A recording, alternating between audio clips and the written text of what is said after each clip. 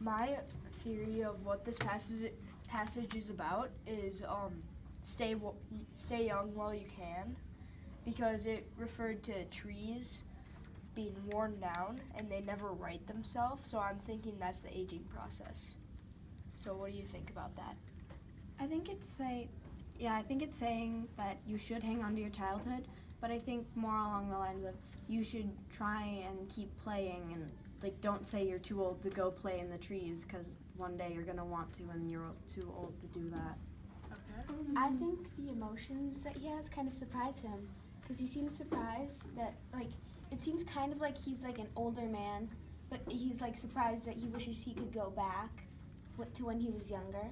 Yeah. Mm-hmm. Yeah, I agree with Mackenzie with the older man part, because I kind of found that he seemed like he was changing, the narrator was changing time periods, and like he was reflecting of how he wished he could be younger and that boy like playing and swinging on the birch trees. Yeah, I wrote like the same as those two. That like I think that he was like reflecting back on that and like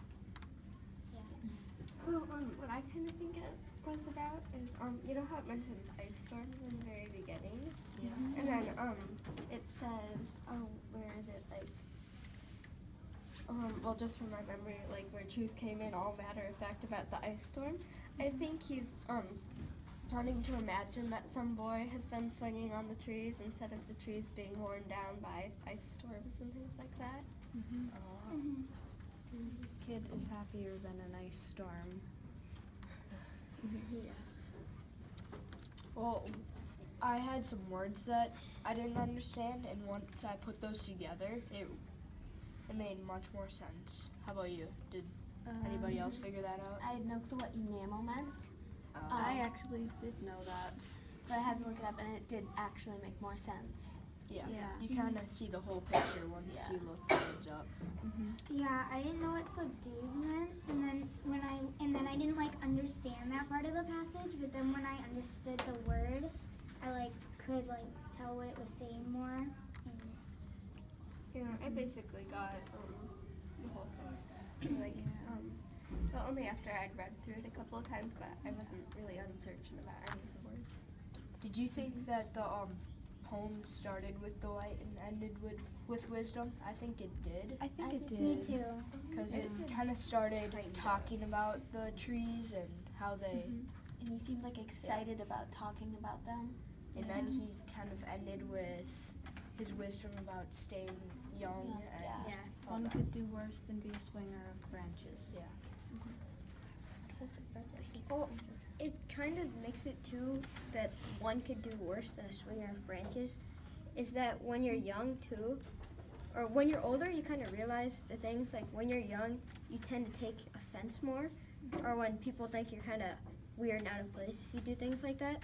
But he's saying if you like that, and he probably did because he talks about it, don't take what other people say into too much to yourself and to your feelings.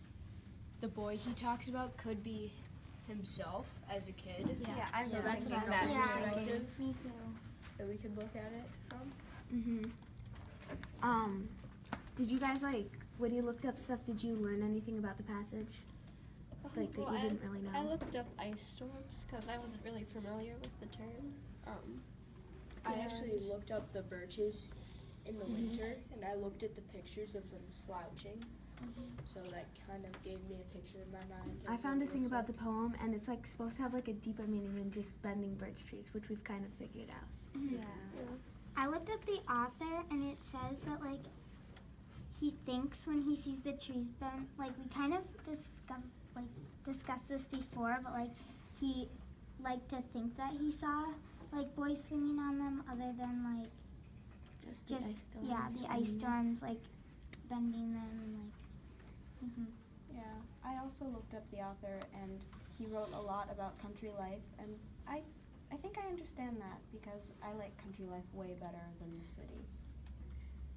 It's really quiet and peaceful and beautiful. That's kind of the mood of the whole story or poem.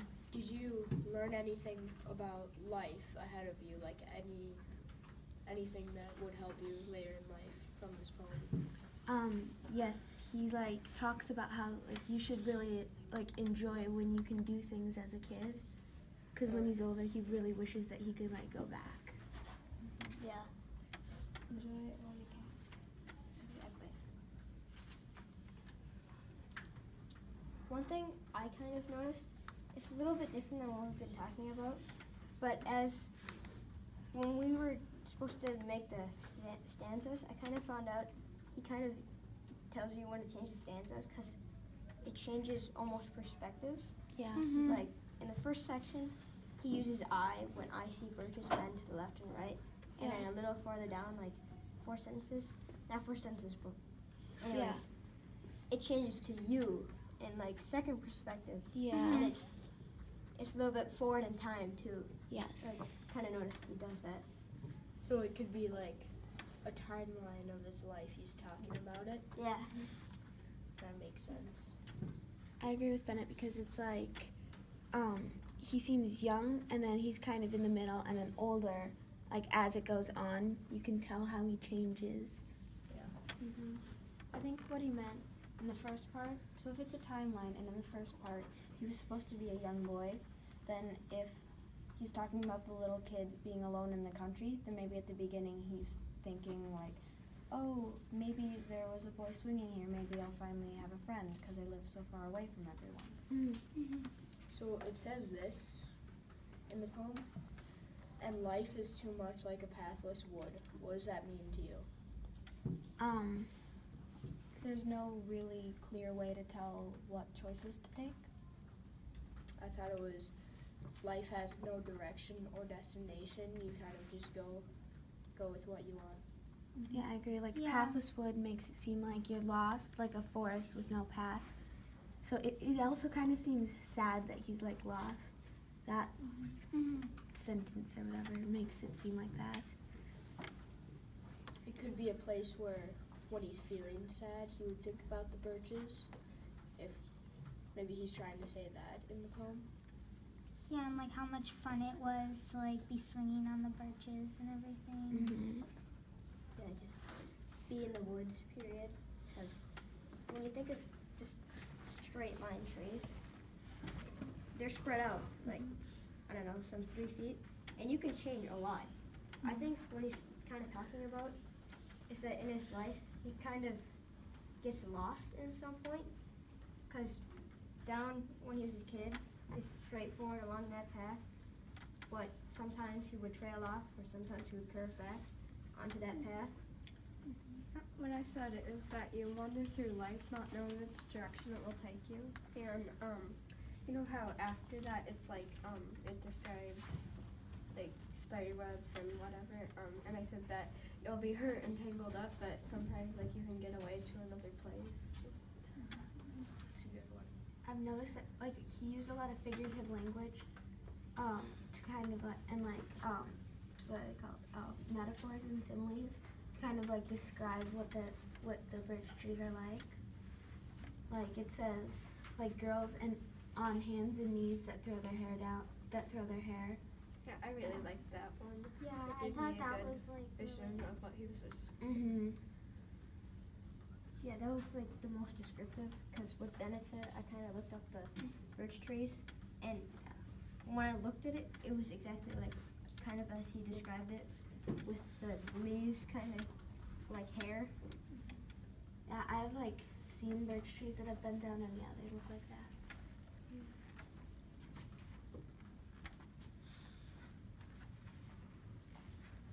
What do you think the poem's tone is like the tone of it is? Sort of happy and like he's looking back and remembering and sort of. I think it's happy, and then it kind of progresses to sadness because he wants to go back. So it's Yeah, I thought in some parts it was kind of like calming Yeah. and like he was just looking back on those things and like remembering everything and Yeah, it seems like, he wishes he could go back, kind of. He's kind of wistful about it. What would you describe the boy's relationship with nature? Like, what would you describe his relationship as? I think what he's saying is, as a kid, he would play in the woods and all of that, but then he's grown apart, but now he's missing it. So I think he had a good relationship to want to go back. Yeah, I agree. I think he like really loved nature and he loved being outside and like in it and enjoying it. Yeah. He seems like really observant because he's like paying attention to how they like bend, and he like really cares about it because he wishes that like it was just somebody swinging on it, not the ice storms that had bent it down. Yeah.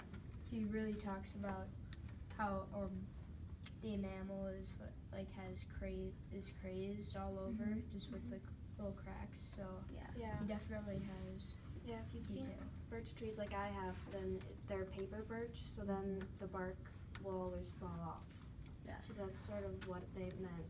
The enamel was the bark falling off. Yeah. Kind of back to the thing about how his relationship. In this, he kind of seems pretty religious because he always talks about heaven quite a bit.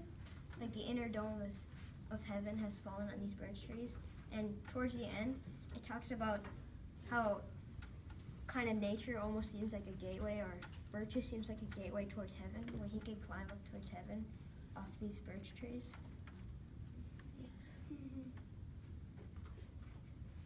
Who do you think the boy like represents? We kind of like already discussed that, but Yeah. like Yeah, I think it represents childhood. yeah, and Yeah. like do you think it kind of like represents like the author kind of? Yeah, I thought that, and then I also thought that maybe like he had a son or something, and he was imagining his son playing. Or he could be watching his son. Yeah. Yeah. And then he sees him playing in the trees and he's thinking about how